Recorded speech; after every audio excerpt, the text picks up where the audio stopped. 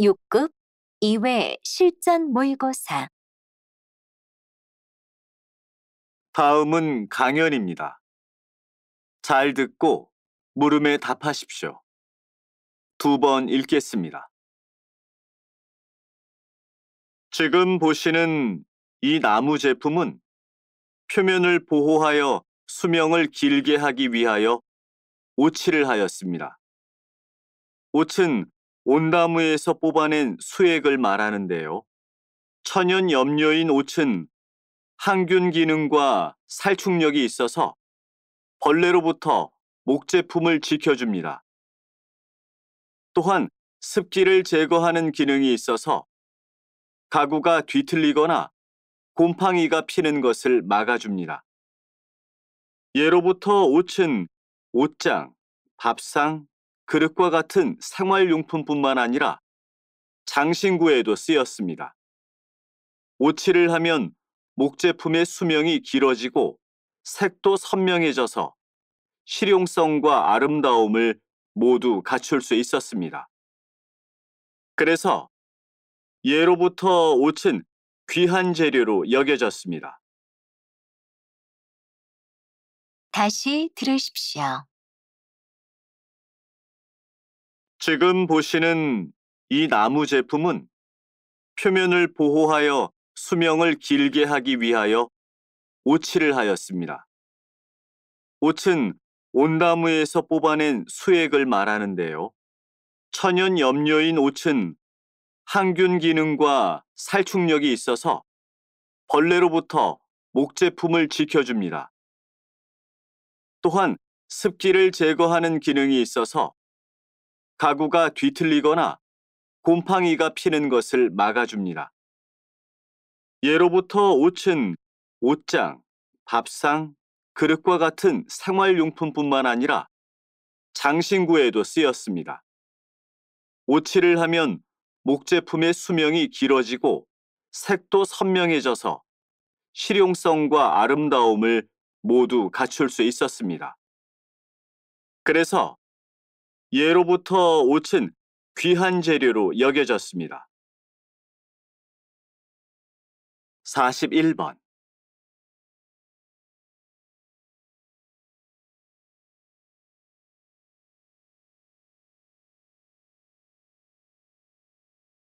42번.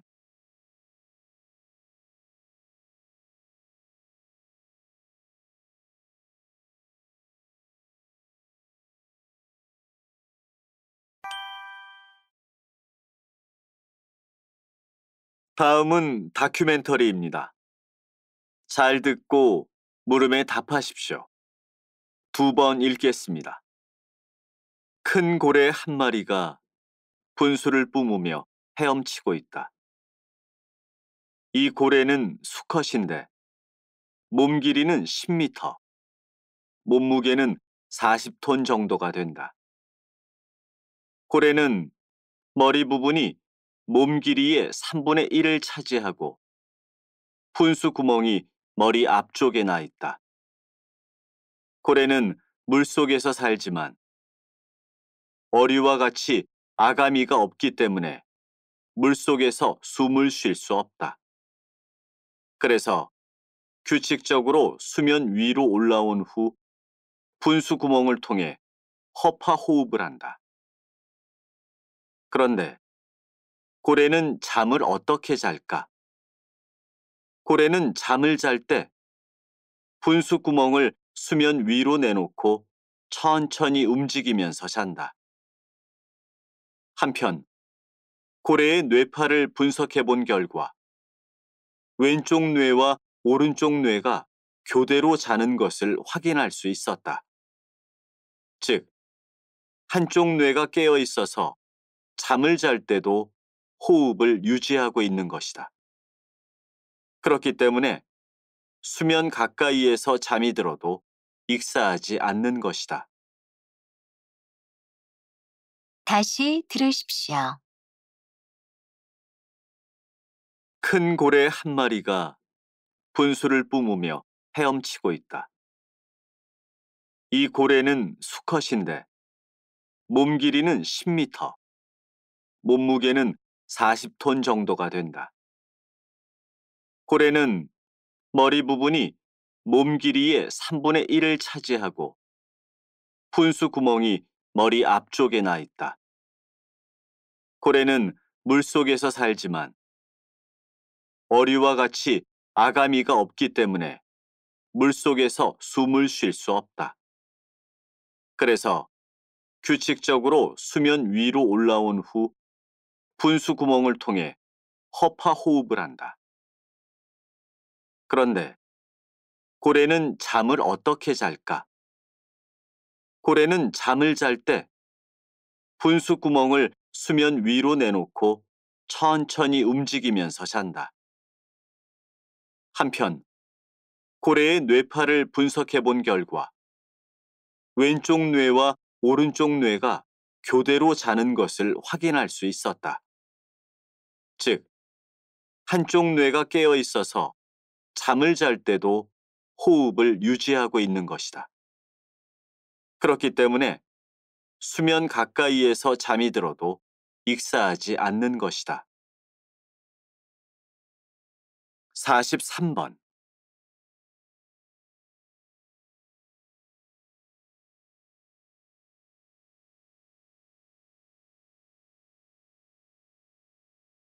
사십사 번.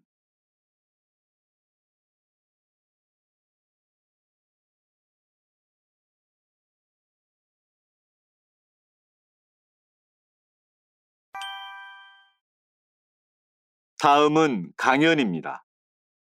잘 듣고 물음에 답하십시오. 2번 읽겠습니다. 많은 사람들은 전화라고 하면 알렉산더 벨을 가장 먼저 떠올립니다. 하지만 전화를 최초로 발명한 사람은 독일의 교사였던 필립 라이스였습니다. 벨은 전화에 대한 특허를 제일 먼저 신청한 사람인데요. 그렇다면 벨이 전화를 발명한 사람으로 기억되고 전화 사업에 성공할 수 있었던 이유는 무엇일까요? 사실 벨이 특허권자로 인정받게 된 것은 전화의 대중화를 위한 노력 덕분입니다. 벨이 전화에 대한 특허를 신청했을 당시 대부분의 사람들은 전화의 실용성이나 상업적 가치에 대해 별로 중요하게 생각하지 않았습니다. 반면에 벨은 전화기가 통신 수단으로 사용될 수 있을 것으로 확신하고 대중화를 위해 노력했지요. 이러한 사실을 통해 우리는 성공을 위해서는 최초 발명보다도 대중화를 위한 노력이 중요하다는 것을 알 수 있습니다. 다시 들으십시오. 많은 사람들은 전화라고 하면 알렉산더 벨을 가장 먼저 떠올립니다. 하지만 전화를 최초로 발명한 사람은 독일의 교사였던 필립 라이스였습니다. 벨은 전화에 대한 특허를 제일 먼저 신청한 사람인데요. 그렇다면 벨이 전화를 발명한 사람으로 기억되고 전화 사업에 성공할 수 있었던 이유는 무엇일까요?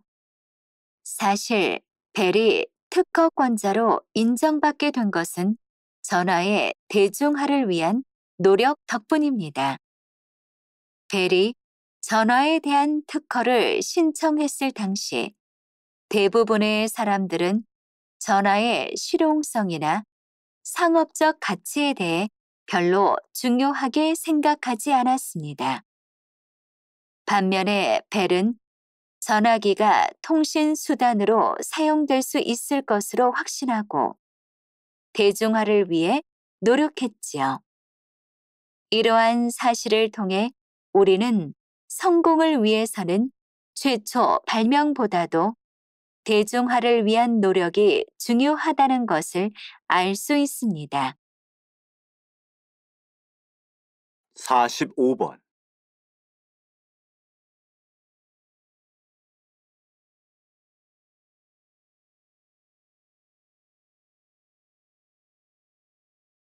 사십육 번.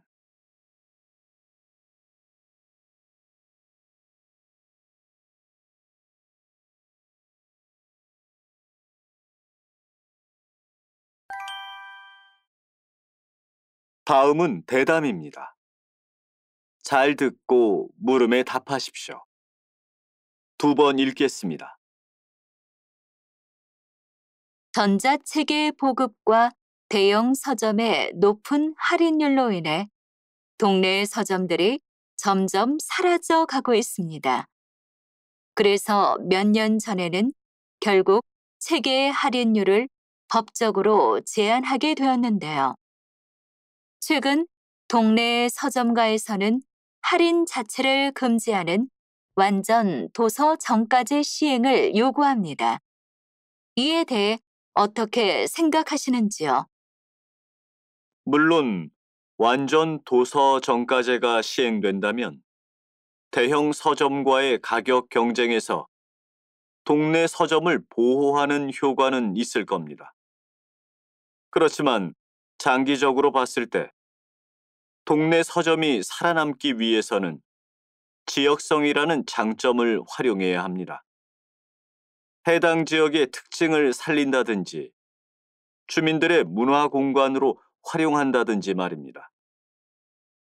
책의 할인율을 제한하는 것도 좋지만 그보다는 동네 서점만의 장점을 이용하여 동네 서점이 생존할 수 있는 방안을 마련하는 것이 더 좋다고 봅니다. 다시 들으십시오.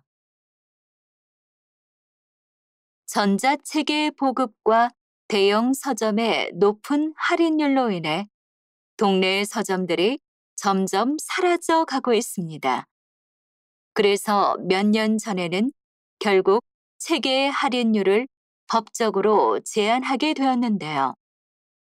최근 동네 서점가에서는 할인 자체를 금지하는 완전 도서 정가제 시행을 요구합니다. 이에 대해 어떻게 생각하시는지요? 물론 완전 도서 정가제가 시행된다면 대형 서점과의 가격 경쟁에서 동네 서점을 보호하는 효과는 있을 겁니다. 그렇지만 장기적으로 봤을 때 동네 서점이 살아남기 위해서는 지역성이라는 장점을 활용해야 합니다. 해당 지역의 특징을 살린다든지 주민들의 문화 공간으로 활용한다든지 말입니다. 책의 할인율을 제한하는 것도 좋지만 그보다는 동네 서점만의 장점을 이용하여 동네 서점이 생존할 수 있는 방안을 마련하는 것이 더 좋다고 봅니다. 47번.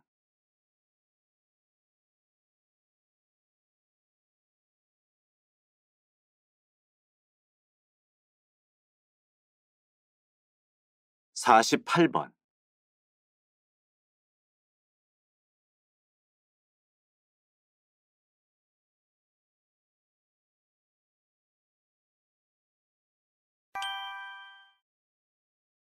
다음은 강연입니다. 잘 듣고 물음에 답하십시오. 두 번 읽겠습니다. 이것은 조선시대 승정원에서 기록한 승정원 일기입니다. 승정원이란 지금의 대통령 비서실과 같은 역할을 했던 기관인데요. 왕의 명령을 받아서 전달하고 다시 신하들의 반응 등을 왕에게 전달하는 일을 하였지요. 승정원 일기는 매일매일 취급한 문서, 사건 등을 기록한 일기입니다.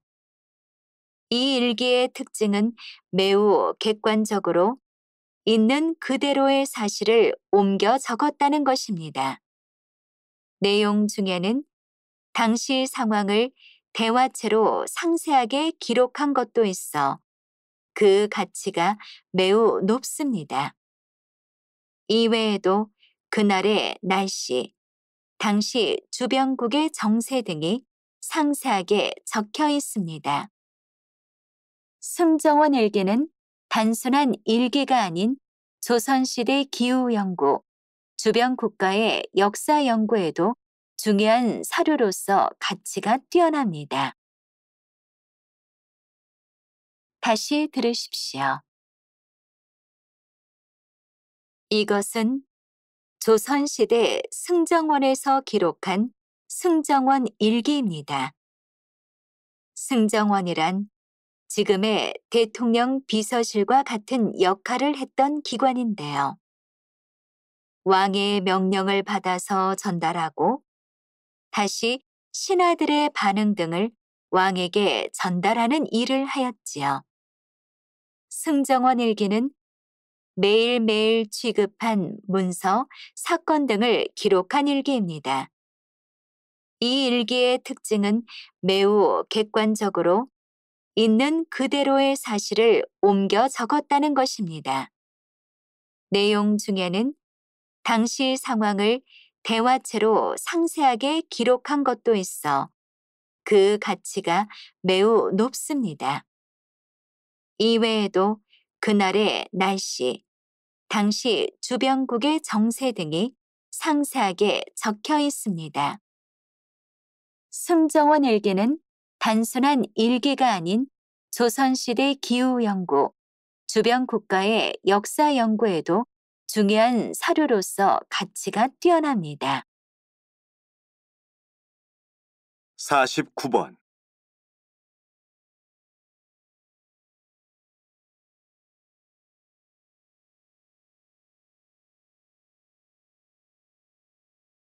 (50번)